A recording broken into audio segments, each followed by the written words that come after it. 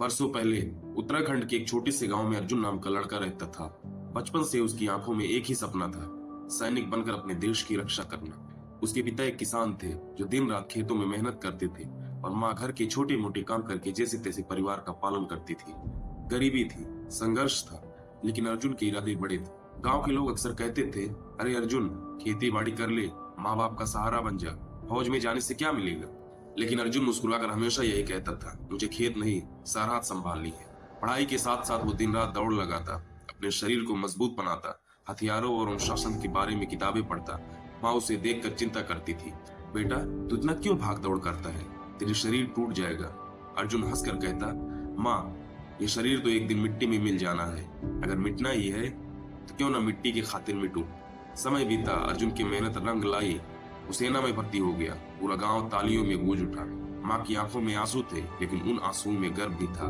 कुछ साल बाद अर्जुन एक बहादुर कैप्टन बन चुका था। उसकी पोस्टिंग कश्मीर की पहाड़ियों पर हुई थी, जहाँ हर रोज खतरे मंडराते थे।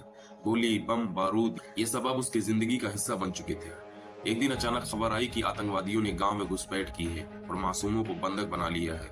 अर्जुन और उसकी टुकड़ी को ऑपरेशन का आदेश मिला। रात का अंधेरा था, ठंडी हवाएं पहाड़ों को काट रही थी। अर्जुन अपने साथियों के साथ दुश्मनों को ठिकाने की ओर बढ़ा।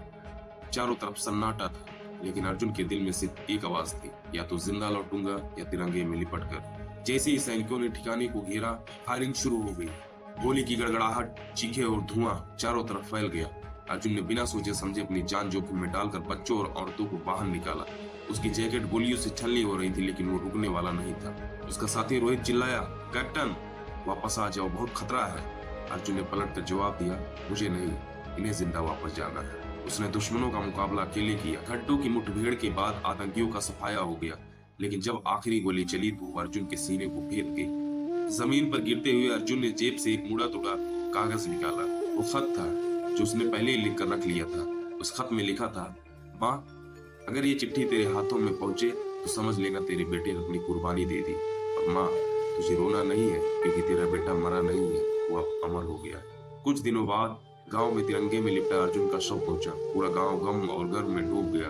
माँ रो रही थी, लेकिन उसकी आंखों में चमक थी। उसने तिरंगे को चूमा और कहा, मेरा बेटा खेत में नहीं, वतन की मिट्टी में बोया गया है, और जब वतन सांस लेगा तो मेरी कोख का हर दर्द मिट जाएगा। अर्जुन की मंगेतर उसकी तस्वीर को सीने से लगाकर बोली, तूने वादा किया था लौट कर आएगा, और देख तू लौटा भी, और उस तिरंगे के साथ जिसे तू सबसे ज्यादा चाहता था।